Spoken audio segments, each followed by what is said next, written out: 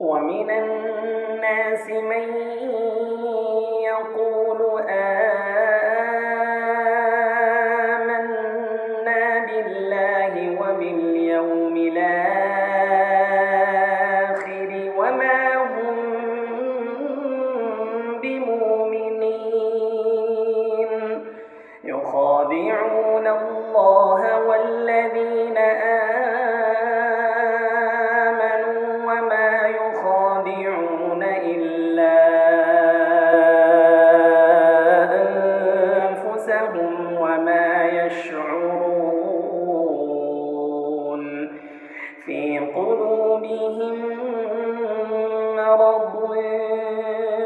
فزادهم الله مرضا ولهم عذاب أليم